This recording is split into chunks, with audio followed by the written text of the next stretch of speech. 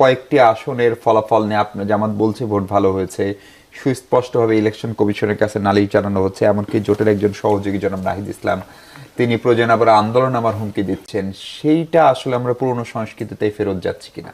জি, অসংখ্য ধন্যবাদ। প্রথম কথা হচ্ছে মানে সকলের পক্ষ থেকে এবং আমি নিজেও সহ বলছি যে এবারে ইলেকশনটা স্বচ্ছ হয়েছে, কোনো সন্দেহ নেই।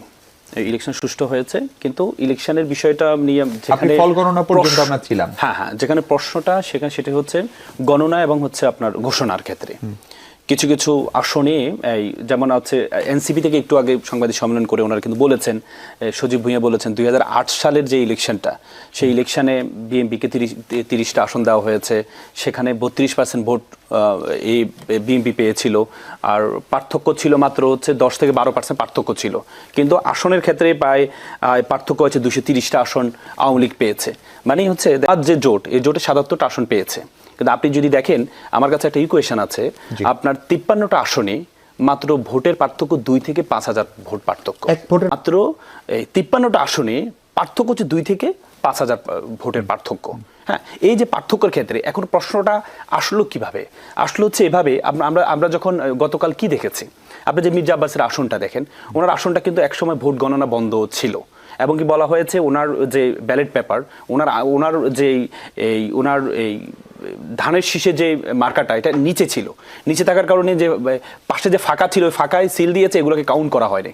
পরবর্তীতে এগুলোকে কাউন্ট করা হয়েছে, কাউন্ট করার কারণে উনি জয়লাভ করেছেন, এই থেকে জয়লাভ করেছেন। কিন্তু একইভাবে আপনি এটা যদি কাউন্টেবল হয়, আপনি যখন মামুনুল হক, আল্লামা মামুনুল হকের যে আসন, সে আসনে ওনার মার্কাটাও একবার শেষে ছিল, রিক্সা মার্কাটা একবার শেষে ছিল, এবং কি ওনার অনেকগুলো ভোট নষ্ট হয়েছে শুধুমাত্র ডান পাশে সিলটা মারার কারণে, সেক্ষেত্রে এটাকে কাউন্ট করা হয়নি। এই আপনি যখন এই দ্বিচারিতা যখন দেখেছে, তখন কিন্তু প্রশ্নটা ইলেকশন ট্রাইব্যুনাল রয়েছে, আপনি আইনজীবী, আপনি ভালো জানেন, তখন তো প্রশ্নটা এখন ব্যাপারটা হচ্ছে, আমরা তো হচ্ছে এই পর্যন্ত নির্বাচন কমিশনকে আমরা এই পর্যন্ত যতগুলো দেখেছি, ওনাদেরকে হুমকি ধামকি দেওয়া ছাড়া এই পর্যন্ত সমাধান হয়নি। আপনি দেখেন নির্বাচনের 2 দিন আগে বলে যে 300 গজের মধ্যে মোবাইল ব্যবহার করা যাবে না, যখনই গিয়ে একটু আন্দোলনের কথা বললো, করলো, তখনই কিন্তু ওনারা আবার এটা থেকে আবার ফেরত আসছেন। আপনি অনেকগুলো বিষয় আপনি দেখবেন নির্বাচন কমিশনের। এখন ব্যাপারটা হচ্ছে এই যে এটা তো আমাদের একটা সংস্কৃতি, আমাদের দেশের একটা সংস্কৃতি যে কোনো কিছু হলে যে আমরা আন্দোলন করব মানে এটা না যে আমরা সরকারকে মানব না, নির্বাচন মানব না, আমি আপনাকে আরেকটা প্রশ্ন করতে চাই, যেহেতু গত অংশে আমি আপনাকে পাই নাই। জামাত বরাবরই, জামাতের জোট বলে এসেছিল যে 91 মডেলের ইলেকশন, শেষ পর্যন্ত কি এটা 91 মডেল ইলেকশনই হলো? কারণ আমি নিজে জামাতের করেছিল, তারা ক্যাবিনেট ফর্ম করে পেরেছিল এবং শেষ পর্যন্ত আওয়ামী লীগের ভরাডুবি হয়েছিল। না দেখেন, আপনার 91 মডেল কোন অর্থে বলেছিলেন? আমি মনে করি না, এটা জামাতের পক্ষ থেকে বলা হয়েছে এই জন্যই, আপনি দেখেছেন এই গণঅভ্যুত্থানের পরবর্তীতে ইলেকশনগুলো, গণঅভ্যুত্থানের ইলেকশন হয়েছে 91 ইলেকশন হয়েছে, এবং 90-এর যে ডাকসুর যে ছাত্রদলের যে ভূমিধস বিজয়, সেটার কারণে পরবর্তীতে 91-তে একটা যেখানে আওয়ামী লীগ ক্যাবিনেট গঠন করে ফেলেছিল, তখন কিন্তু হচ্ছে পরবর্তীতে দেখা গিয়েছে ছাত্র দল হয়েছিল। পরবর্তীতে 91-এর ইলেকশনে যেখানে ক্যাবিনেট তৈরি করে ফেলেছিল আওয়ামী লীগ, পরবর্তীতে বিএনপি কিন্তু সে সংখ্যাগরিষ্ঠতা পেয়ে ক্ষমতা আসছে। এখন পরবর্তীতে এই যে এবার দেখলাম যে একটা অভ্যুত্থানের পরবর্তীতে ইলেকশনটা হচ্ছে, এবং কি ছাত্র সংসদ শুধু একটা না, 5টা ছাত্র সংসদের যখন ভূমিধস বিজয়, যখন জামাত শিবিরের এই থেকে যখন হলো, তখনই কিন্তু এটা একটা আশা। এখন আপনি তো আশা করতে পারেন যে পরীক্ষা দিতে যায়, প্রত্যেকে তো পরীক্ষা দেওয়ার আগে চিন্তা করে আমি ফার্স্ট হবো। এখন আপনি তো বলতে পারবেন না যে তুমি ফার্স্ট হবে না, তোমার চেহারার মধ্যে ফার্স্ট হওয়ার কোনো ভাব নেই, তোমার প্রত্যাশা করে। আপনি তো বলে যে গ্যাসে বাঁচে ফানুস, আশায় বাঁচে মানুষ, আশা তো করতেই পারে।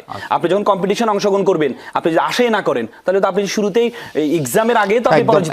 আপনি যেটি বললেন যে মন্ত্রী ঘোষণা করে দিচ্ছেন, এটা মন্ত্রী ঘোষণা না, এটা হচ্ছে যে আপনারা যদি এই আসনে যদি নাহিদকে জয়লাভ করেন, তাহলে আপনারা ভবিষ্যতে একটা, যদি আমরা জয়লাভ করি তাহলে আপনারা একটা মন্ত্রী পাবেন।